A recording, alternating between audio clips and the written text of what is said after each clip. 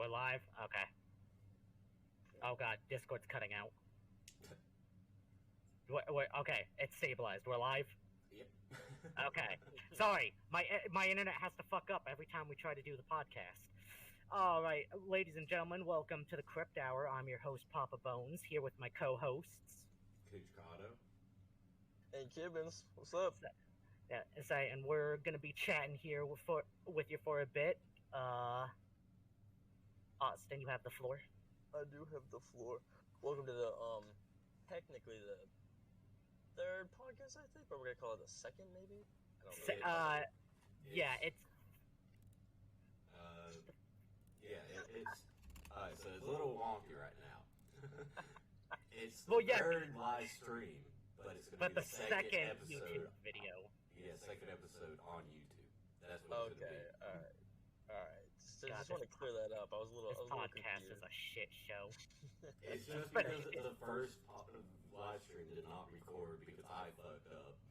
Well, it's fine. I'm pretty sure at the start of the first stream, or probably at the start of every stream, I pretty much am upfront about how unprofessional this is. Well, how unprofessional I am. You two are the professionals here.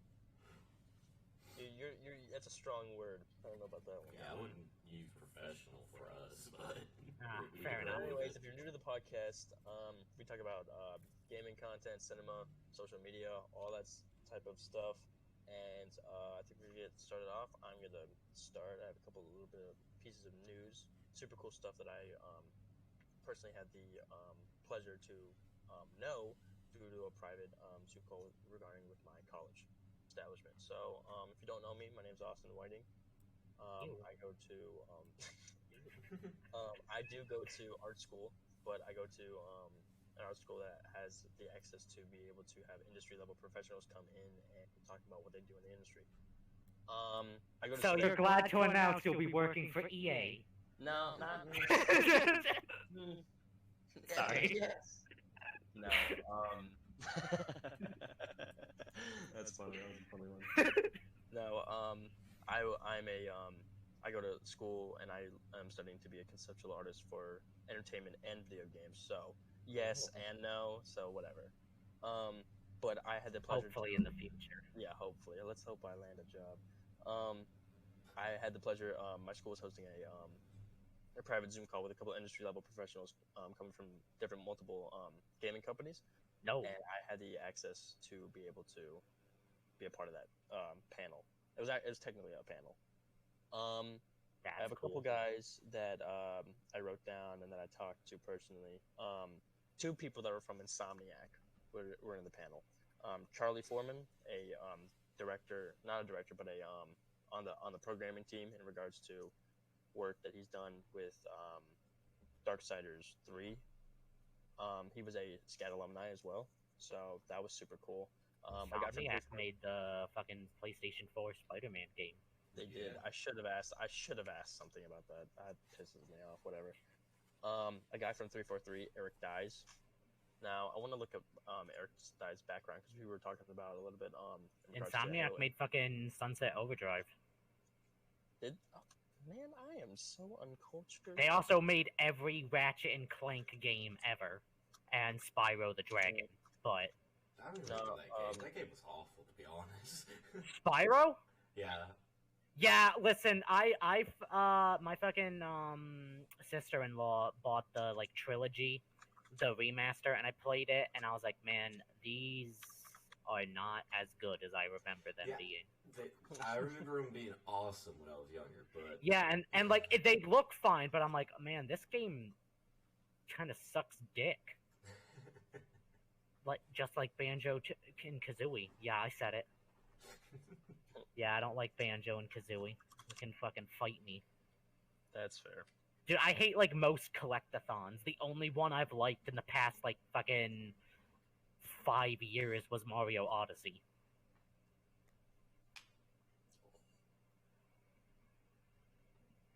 But continue there, Austin. He's trying to look up a guy. He doesn't know what he's doing. No, I do have I do know who these people are.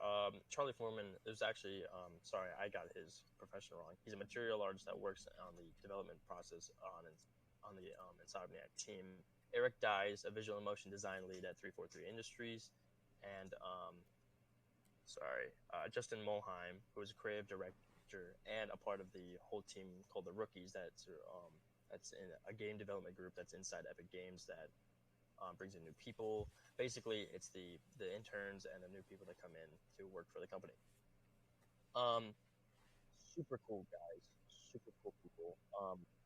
We were talking. The whole panel was in regards to the future of itself, how the platform has reached a new level of entertainment in regards to now it's like streaming platforms.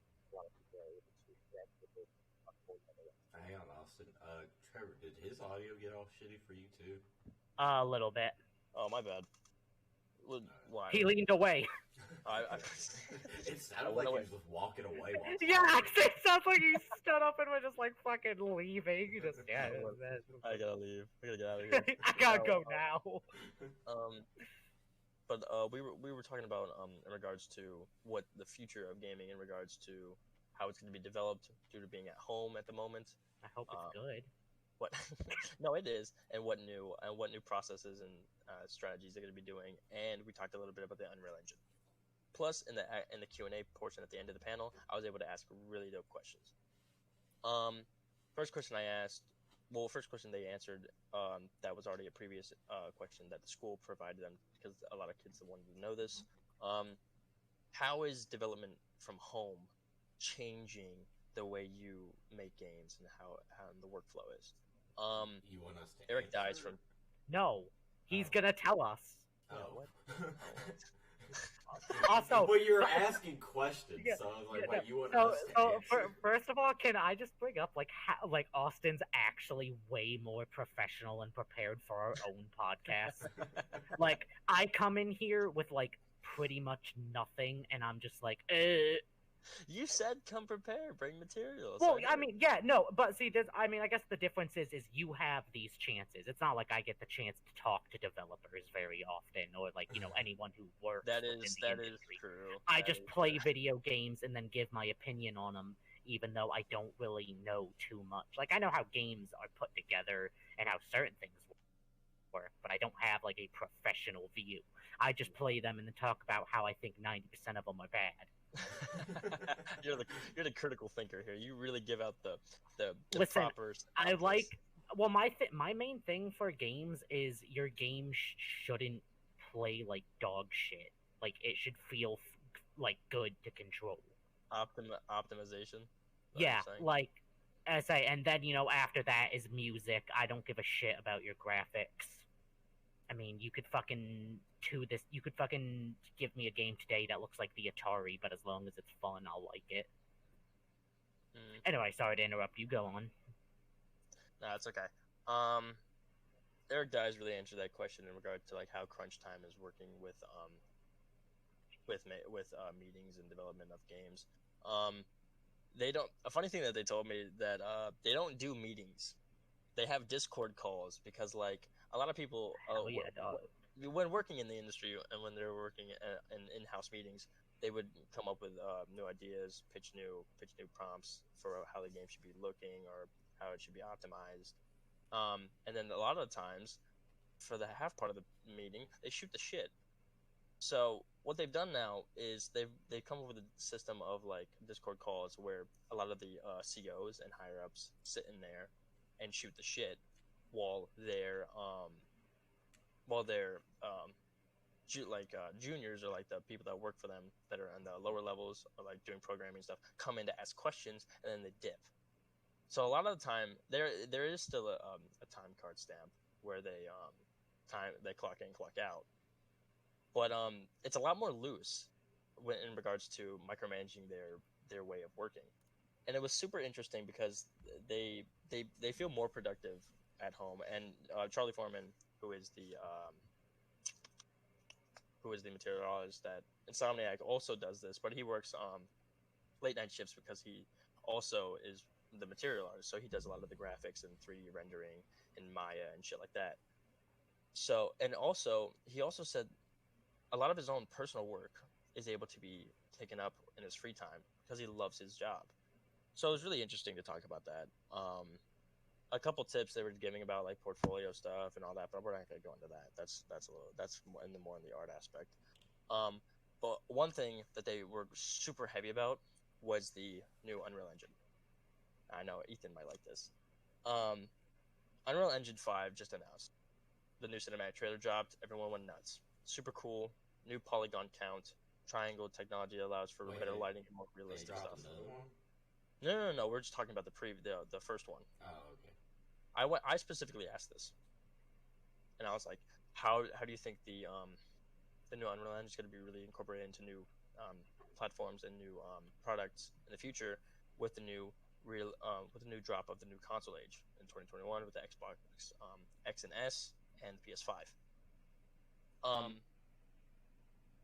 Justin from Epic Games really talked to us about this because they were like, it's going to be really hard for them to incorporate the new Unreal Engine in the newest games due to the fact of it being a new engine. Good.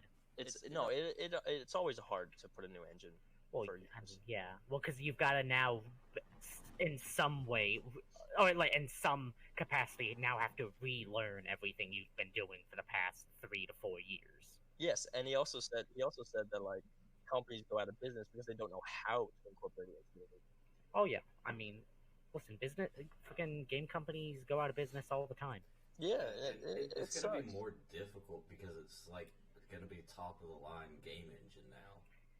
It is gonna be a top of the line game engine, but there's a silver lining. The Unreal Engine has a backwards compatibility system inside of the system that allows for compressed files of polygon counts to be minimized but still show a vivid HD 4K quality. Eric Dyes also backed this up and said that in regards to the new games that are going to be coming out, we cannot disclose anything on it. A lot of people asked for like, what's going to be coming up next with the companies? How's Halo Infinite? And Eric Dye shut that shit down immediately. He was like, and Eric Dye said, "We still only have the cinematic trailer for Halo Infinite. Please do not ask us about Halo Infinite ever again." You can't ask that.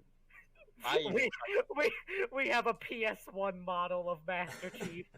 I even tried to ask Charlie for I tried to throw my stick in the mess and was like, "Yo, man, Darksiders 4," and he was just like, "I can't say anything." Dude, does anyone really want another Darksiders game? Darksiders?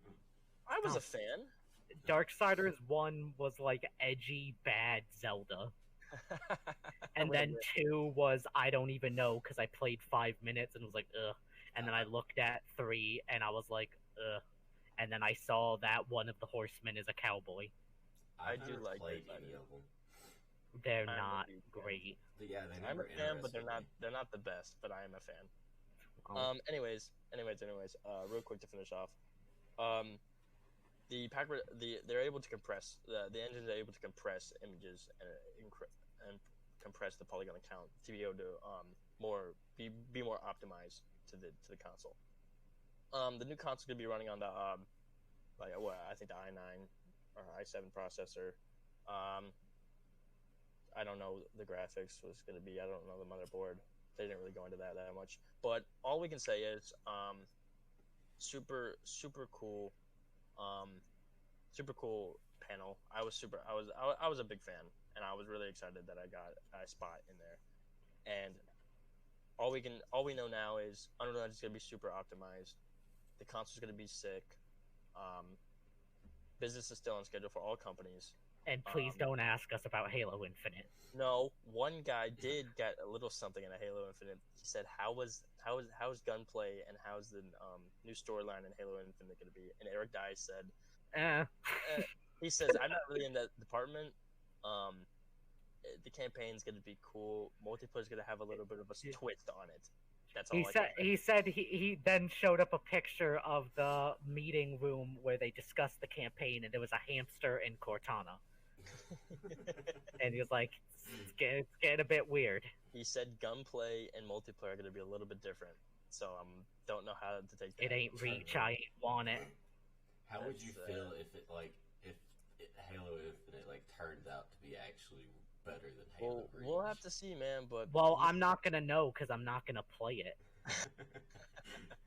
Because I'm not gonna fucking buy a fucking Xbox refrigerator. Trevor's not even gonna bother even I'll wasting probably his look at time. gameplay of it. I'll watch some gameplay and then be like, Halo Reach was better back in its prime. I mean, yeah, that's the best Halo of all of them. Anyway, I need you both to look at this and tell me what your opinions are on it. Stop. No, we're not doing the Itachi song. Enough of that. No, we can't play it. It's copyrighted. I know. But I want it played at my funeral. God damn. One more quick thing. In regards to gaming. No, you had your moment. No, I know. you don't. Go ahead. The last, it's just a small thing. The new God in Smite just dropped, Of course, here we go. and it's Cthulhu. Oh God. All right, you know what? Now I'm interested. It's Cthulhu. It the like Great legit Cthulhu. Legit Cthulhu. Oh fuck! I might Super check cool. it out. The new Grim Omens skin pack will be updated when that character drops. I don't know when, but a lot of people. Yeah, it's about time Smite gets some fucking Eldritch gods up in this bitch. Yeah, man. It looks sick as shit. Get shoved, Niggurath. All right, but Get him. On that note, I am gonna go. You were gonna say. Yeah. You were gonna. I was like, no, Trevor, we're on live. Trevor, no! I got scared there for a second when you said that. No. But anyway, Yeah, I'm my gonna be butthole going. twitched. Shut up. All right, I'm gonna be going. I have a couple things I gotta do. Personally, I know I'm gonna leave the stream a little bit. Have fun, guys. Yeah. Keep it PG, Trevor. Listen, I'm not Ro. Well, I have our stream set for 18 plus only. Yeah, so you better be coming here. Fuck, I can't speak. Okay. Alright, yeah, I'm gonna go have a nice stream. Alright. I love you. I love you too. Peace. Dude, stop. I can't do the podcast when I've got a boner. Wow. God, I fucking hate how he comes in here and he actually has, like, good material. And then he just dips. Yeah, because now we have another, 45 minutes to fill with nothing. Well, you said you had a few things to talk about, and I have a few things to talk about.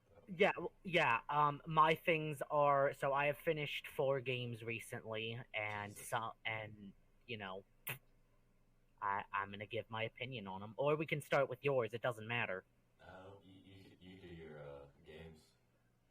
Okay, so the first game that I finished recently, I'm sure you've at least heard of it, is Shadow of the Colossus. Oh, yeah. I finished it. Overall, I would have to give the game a 2 out of 5. And now my reason, now I get a lot of backlash for this because everyone's like, but okay, they're like, everyone regards it as like one of those holy grails of video games. I don't think it's that. I think it's kind of overrated. The game looks good and the music is great, but as we were just talking about, I like a game that controls good. Yeah, that game controls Shadow of the Colossus does not.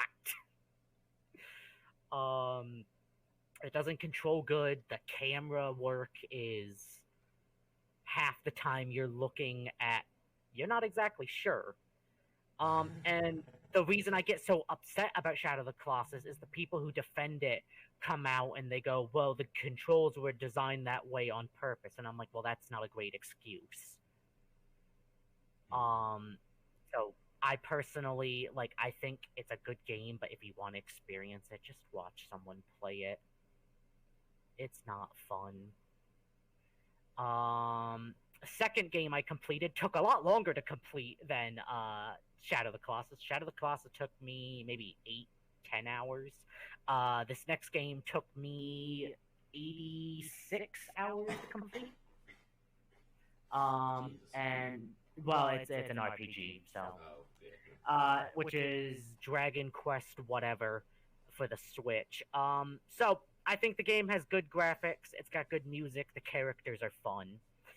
My problem with the game is, even though it's turn-based combat, and I like turn-based combat, it's very boring combat. you pretty much just end up using the same skill over and over again.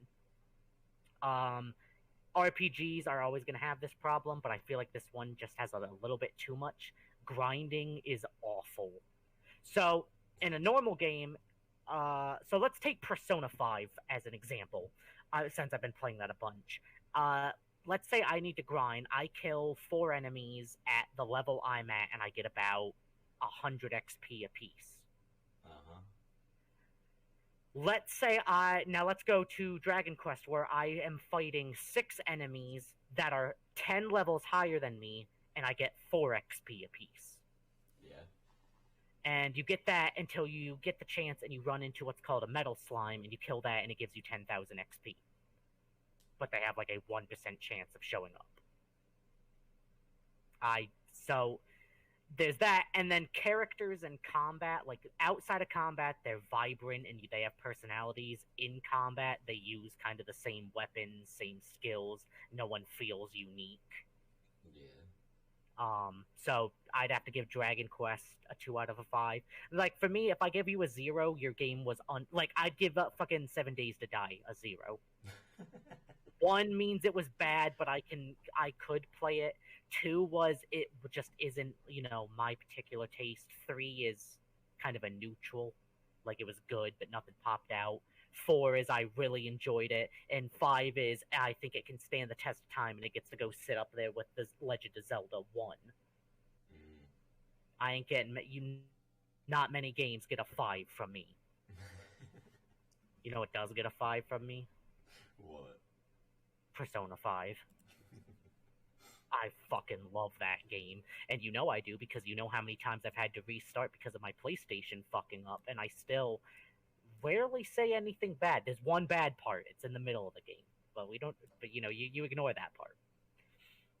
Alright, so I've got 2 more games, too, that are really easy to talk about. I finished Katana Zero, which is a 2D kind of platformer. Do you know what a Hotline Miami is? Yeah. Imagine that, except you have a sword. It's got a great soundtrack. The story and characters are fucking weird, and you're not sure what's going on the entire time. I beat the game, and I don't know what's happening. My only downside is there are some parts that are pretty difficult that I think would scare off, like, casual players. And...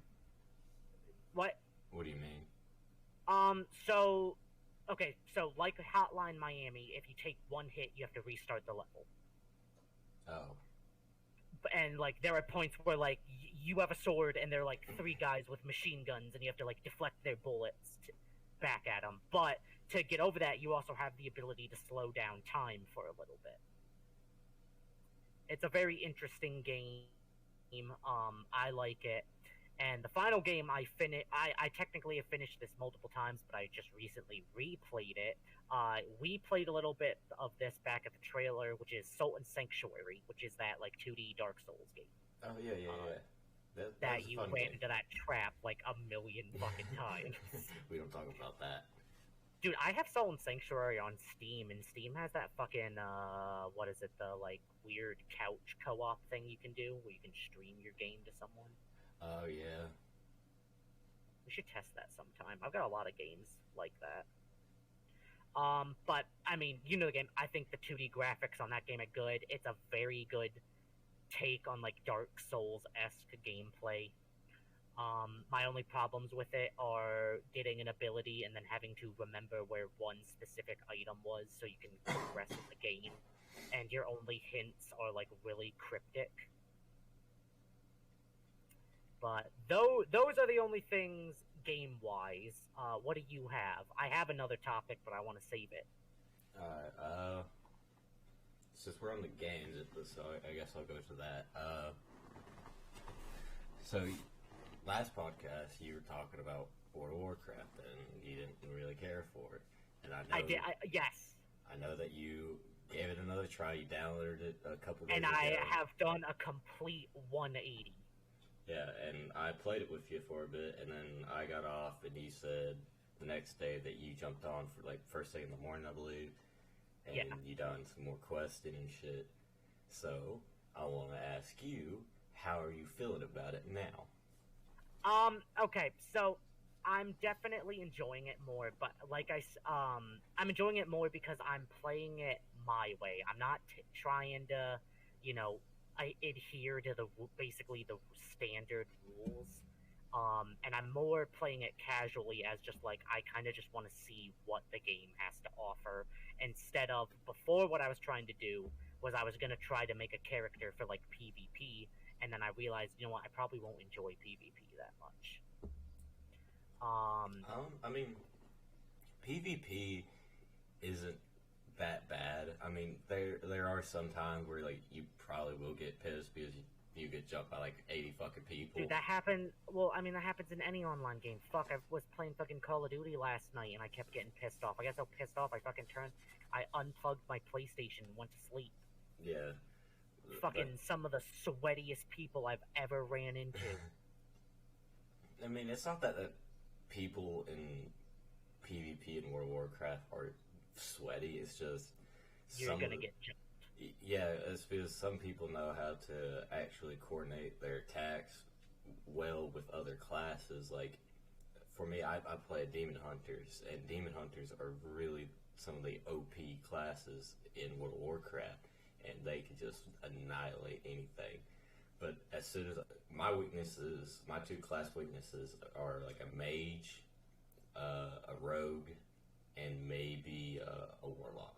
And if all three of them hit me all at once and are well coordinated, like if I get frozen in a spot, I'm fucked. If I get feared, I'm fucked. If I get sapped or like stunned or blind by the rogue, I'm fucked. Like I won't be able to do too much. But as soon as I get free of whatever the hell they're throwing at me, one or two of them can die there because I have leech and I could just fucking deal shitloads of damage to them all at once, go into my metamorphosis and get even more health and cause even more damage. And I have this thing that shoots out fire everywhere and like locks onto one target that I'm constantly attacking, and it just hits them constantly and it just drains their health. And as I'm doing damage to them, I have leech, so I gain health for combat. And if my leech is high enough, I just gain health like a motherfucker while I'm fighting. So yeah, I mean, like I'd get into PvP eventually, but I'm definitely enjoying it a bit more. I haven't really done much recently because I'm just about to hit that cap when you are doing a trial version. So I probably will just start playing once I eventually get just buy everything. Yeah. But I'm not like a professional on the game or like that into but you it. have a lot. But I mean, you've got experience. Yeah, I mean, like I said, I've been playing it since like Burning Crusade, which is like the very first expansion for the game, and I've played it like nonstop when I was younger, all the way through like middle school and elementary, middle school. Some in high school, kind of quit a lot here and there, but eventually came back to it like I am now. Yeah, well, I mean, it happens. Like, once you start it, it just kind of becomes part of your life, and you don't really know it, and you just, to me, it's a way to pass time, because, I mean, I like to go around and enjoy the environment, and just kind of check out all the cool things they have in the game. Yeah, you know, a game I think we've said it multiple times. I would love to play, but there's no way it'll ever cross-platform, so we'll never get to play it. Monster Hunter. Yeah, I want it so bad.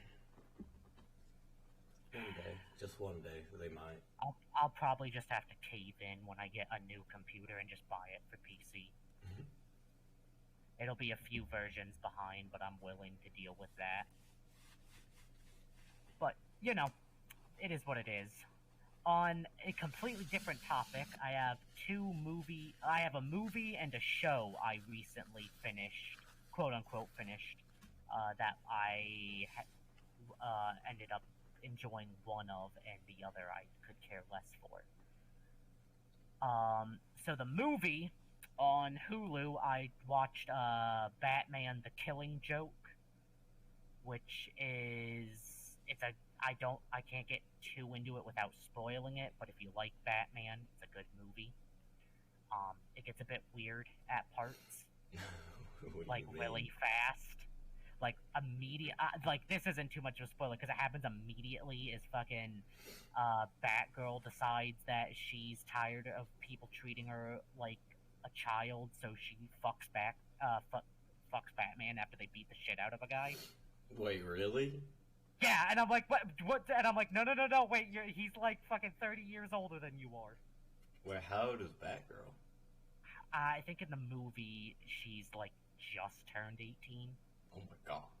Yeah, it's fucking, it's not great.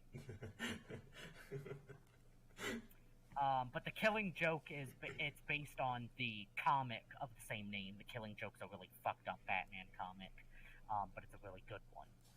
Now, the show that I finished is, I was telling Austin, I felt one of us had to suffer. So I binged all of Boruto that is out. I thought we were going to wait until we all came back and met up and all of that. Listen, I'm honestly glad I didn't, because I wouldn't have made it. It's, okay, so, so if I had to give a rating to Killing Joke, I'd give it a 4 out of 5. Boruto gets a 1 out of 5. Oh god.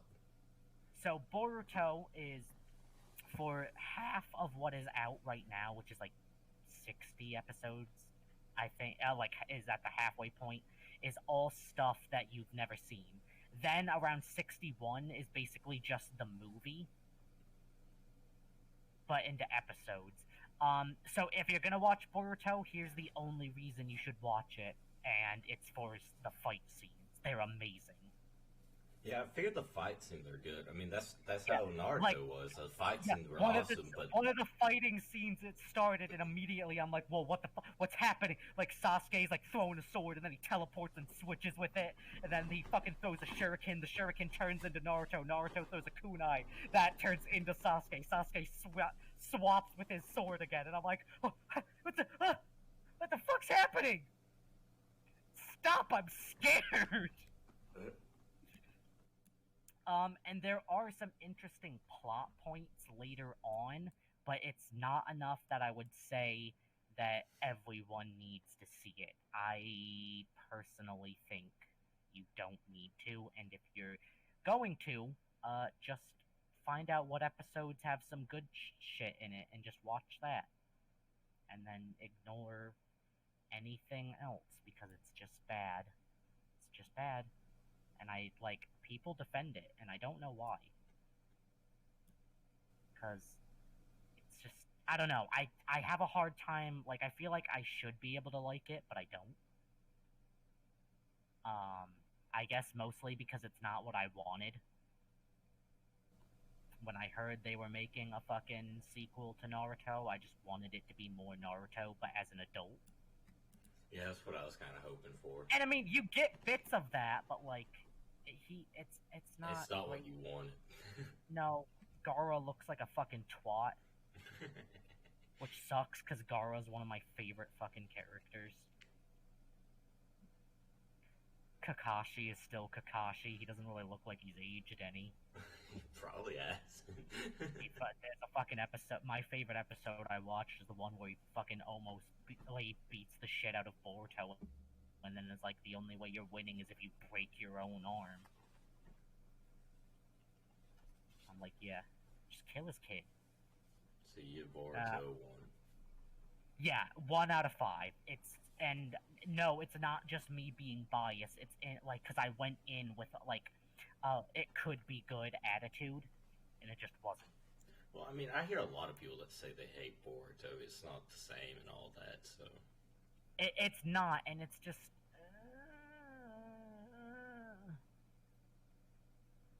fuck. I just wanted it to be good.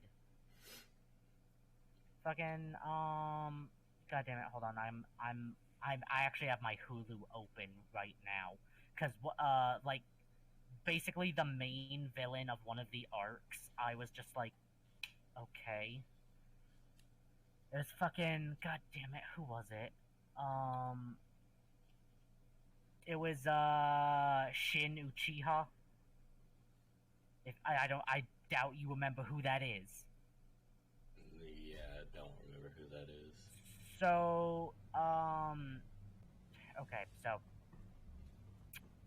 he was the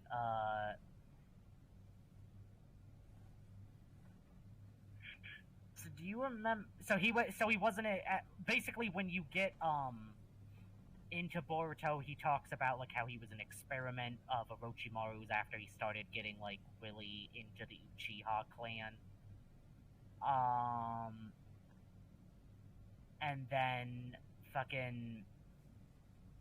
Oh fuck! Wait, you know what? I may have confused this guy with another guy actually. I don't fucking remember. They all look the same. Well, I mean, he doesn't look the same. By the time you see him, he's kind of like Danzo's arm. He's just full of fucking Sharingans. It's it's not good. Why the fuck is it? I fucking am on the Naruto fandom and it's fucking playing Boruto on right now. Get out of here, please. Fuck. I thought Shin Uchiha was someone else, but I think I'm thinking of someone else. Yeah, I am. I'm thinking of fucking Shishu Uchiha. That's the guy who fucking is like, I need to die because I'm too powerful. I'm like, nah. Could you come back and just be a villain? Yeah, and like, so after him, every villain that I've seen so far, or like major villain, is just, do you remember the fucking goddess who shows up at the end of Shippuden? Yeah. Well, there's just apparently a whole clan of people like her. Yeah. And that's, yeah, it's... one of them has a fishing pole that he can steal your chakra, and he one-shots Gaara and, like, a few other people. And you're like, cool. They fucking one-shot Naruto, and I'm like, wait, but wasn't the whole point of the end of Shippuden, like, hey, I'm the strongest there ever was? Nope. Fishing pole. Nope. Fishing pole. Dude, he's got 99 fishing. He's too strong.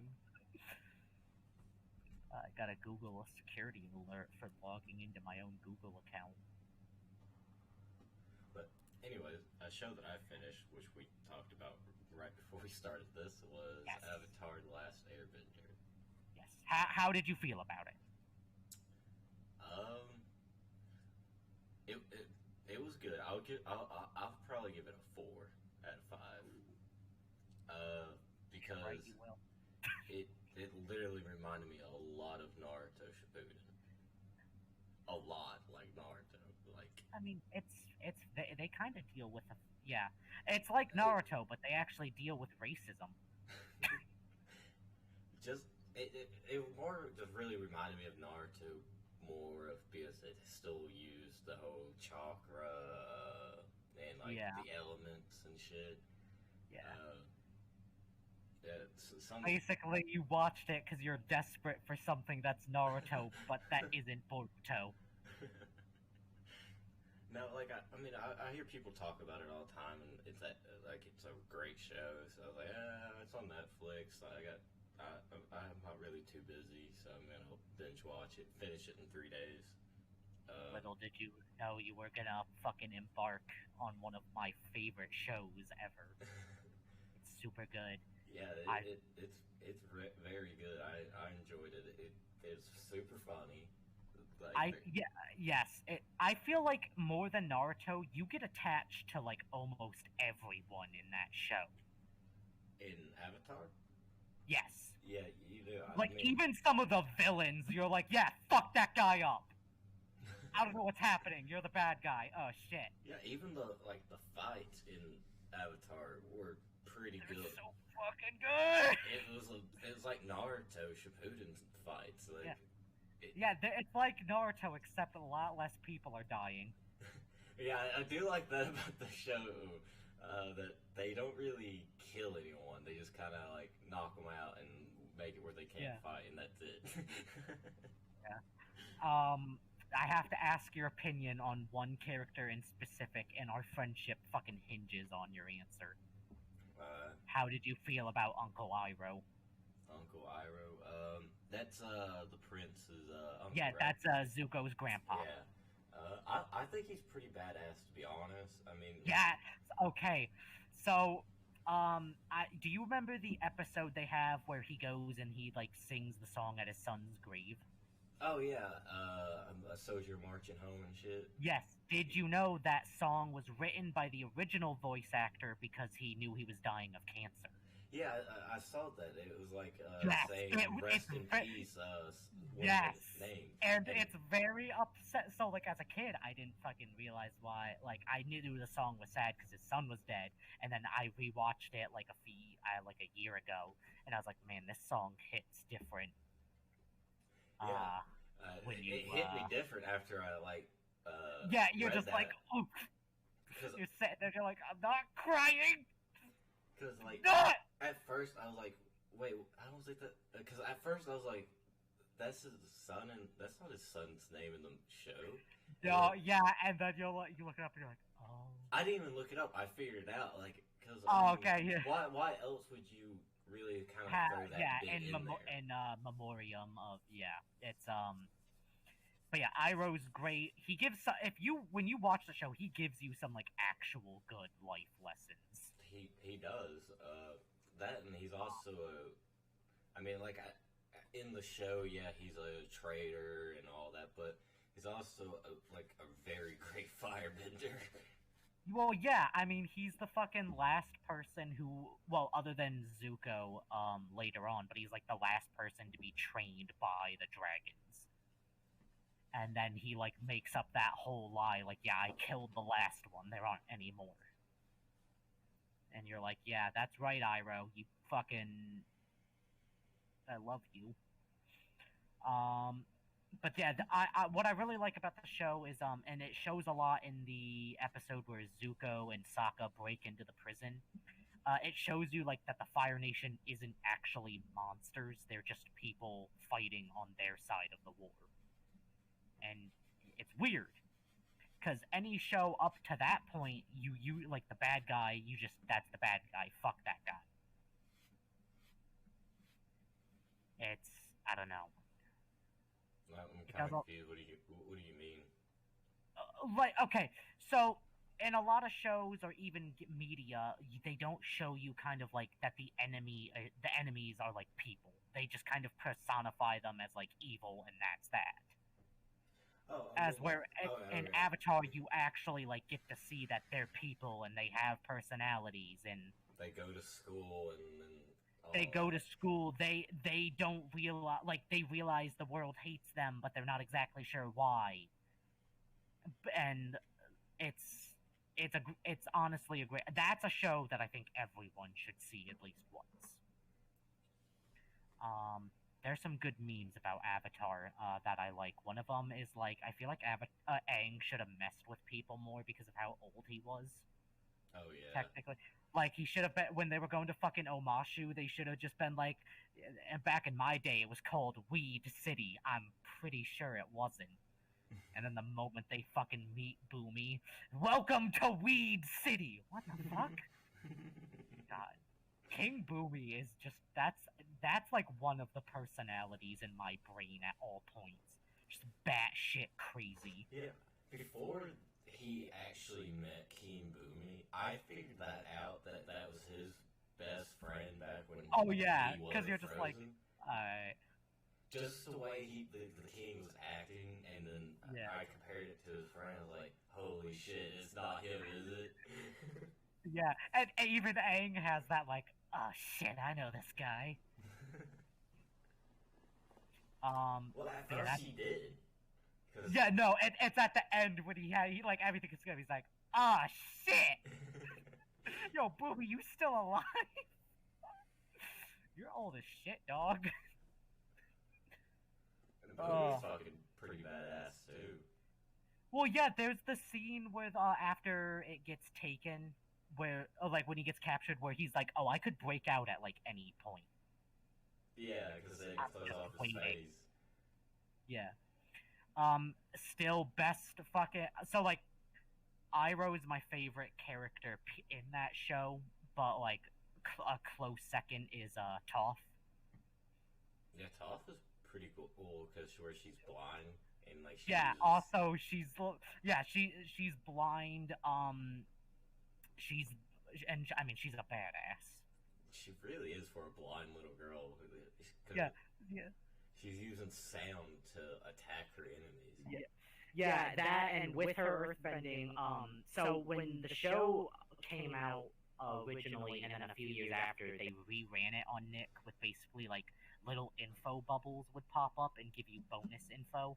And one of the things was that Toph can detect Earth that's in the air as well. So like so if you had like rocks like 50 feet in the air, she'd still know where they were. Yeah, I mean that would make sense though. Yeah. There's the fact that like she instantly is like, yeah, fuck all of you. I know I can metal bend because metal is just rocks that have been refined. Yeah. And in Korra, this isn't a spoiler because it literally is shown up like right at the beginning. Fucking Toph invents metal bending police. Like they like wear these bracelets, and when they arrest someone, they just shoot them off and metal bend them into cuffs. I mean, that's like what she has with that that meteorite bracelet she has. Like, yeah, she's the only one that can bend it.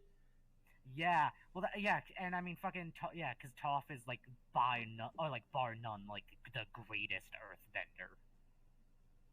Just like, yeah, fuck you guys. I can fucking earthbend lava. Like, what? That and then, I thought bloodbending was a weird one. Bloodbending is super fucked up. It really is. It's like, it's some of the most fucked up shit ever.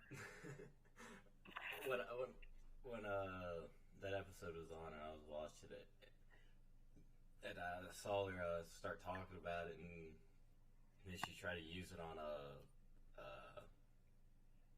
what was her name? Huh? The Water Tribe girl. Katara. Katara, yeah. Yeah. When she used it on her, it was funny because like she was like. Yeah, but when they're describing it and she's like controlling the rat, that first time I saw, even when I watch that today, I get uncomfortable. I'm like, that's so fucked up because it's not like they don't know what's happening. They're fully aware what's happening to them. Yeah. And it's just like, I hate this. This is awful. Even Katara's like, that's awful. How could you do that to people? And the old lady's like, because it's cool as shit. I mean, yeah, it's cool, but it's like very, very fucking weird. Yeah. So I've always wondered this, and I haven't got. You know what? I'm gonna Google it. Could you bloodbend a corpse? Because they still have the blood in them. I mean, could you? I've literally fucking. I'm sure that.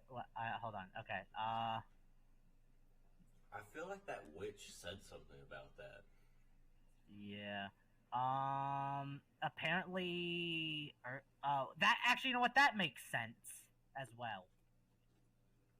Earthbenders can bloodbend because they can bend the iron in your body. Yeah. So, yeah, but see, like, with, like, waterbending is very, like, fluid and, like, calm movements. Earthbending is stiff. I feel like you'd be, like, breaking somebody.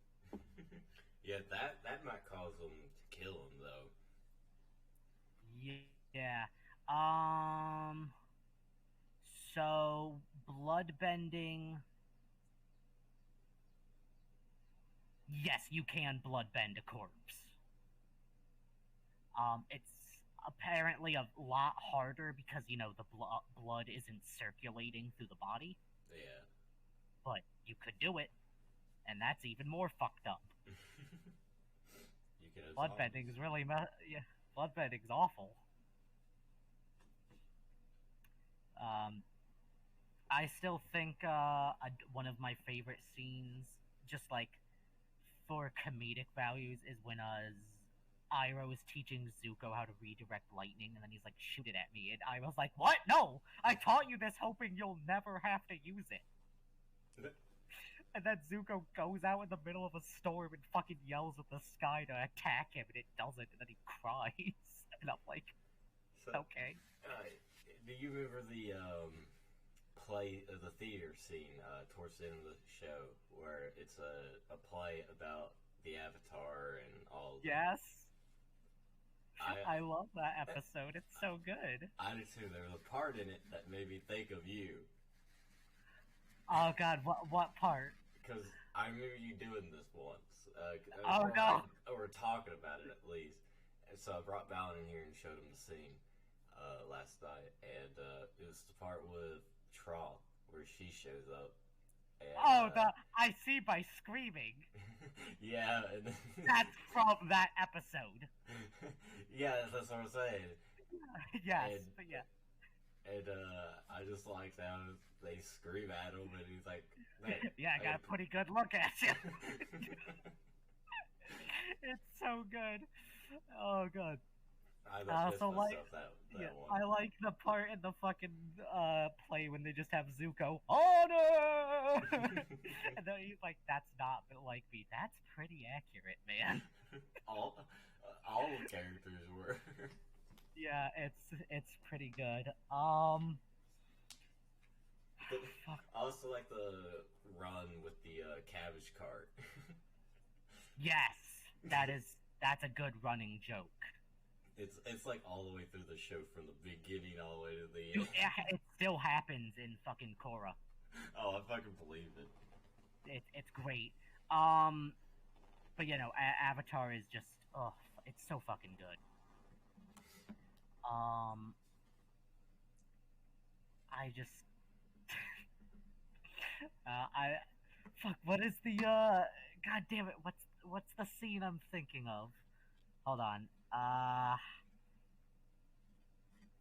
Oh, it's when they're going to the prison and they're talking about Sokka and Zuko are talking. It's like, yeah, my first girlfriend turned into the moon. Yeah, that's rough, buddy. Just like, oh yeah. It's just like, yeah. I mean, you're not wrong. I mean, those people probably just thought he was crazy. Like, yeah, okay. Yeah, it's rough, buddy. Sorry. Yeah. I think another part that makes me laugh is like there's like a whole episode where Sokka's making that sword out of the meteorite, and then an episode later he loses it. Oh yeah. It's my space sword. He goes, "Oh, my space sword." Yeah, I mean, I'd be upset too. A sword made out of a meteor? That sounds rad as fuck. Yeah, it was a pretty dope-ass looking sword, though. Yeah. Trying to think of something else in the show that was funny. I don't know about funny, but to this day it still creeps me out. The fucking face stealer. Oh yeah. Yeah, fuck weird. That guy. That guy can go away. He makes me uncomfortable. I feel bad for like whoever's gonna be listening to this and they haven't seen Avatar yet, and then they're like watching it, and we just spoiled probably shit. Oh yeah, we probably should have started with a I almost feel like maybe that's something we should have as like a background is when we know we're gonna talk about something. Yeah, but I mean, I don't know how old is Avatar? I don't know. Avatar: The Last Airbender. It's fucking Avatar: The Last Airbender, bitch. It's like fucking 15 years old. If you ain't seen it yet, that's your problem. I say as you only just recently saw it. Yeah. Dude, Rotten Tomatoes gave it 100%. It's good. Yeah, I mean, I'm not saying like a bad thing. Yeah, fuck this show. Who the fuck gave this show a 1-star rating? I'll kill you. I don't know, but I guess we start wrapping up because I also got to go meet with my family and all that. So Yeah, you're good. I believe we've hit at least an hour, if not pretty close. 55 minutes. See, like I said, close enough. Yeah, but I think we covered pretty much everything that we thought about today. I mean, yeah. I mean, that's basically it. But I do plan on doing the gaming segment like I was telling you about last stream. Yeah. I don't know when yet. I'm still trying to figure that out.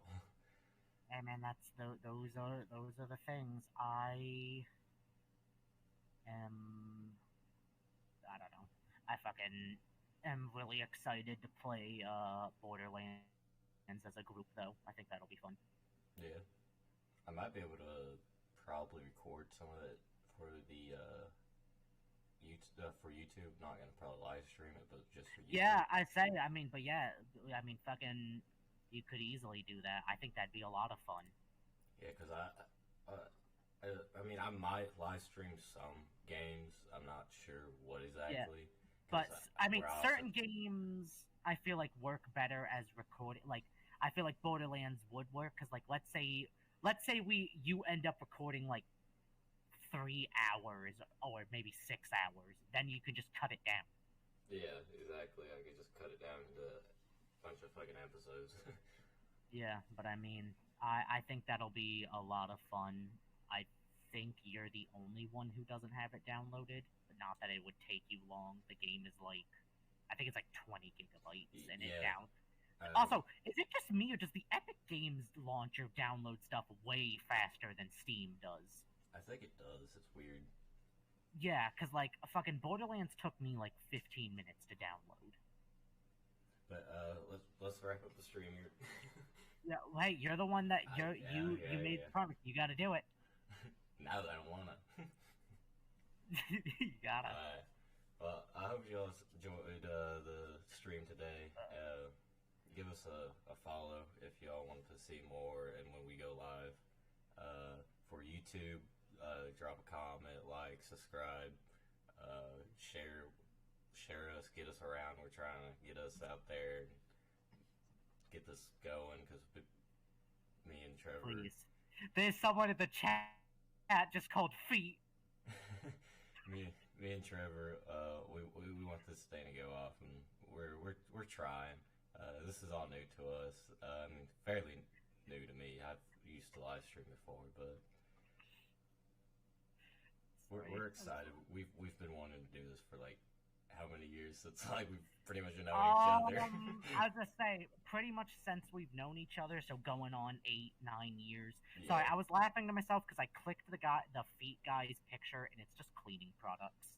All right. Can we have Feet on the next podcast? Can we?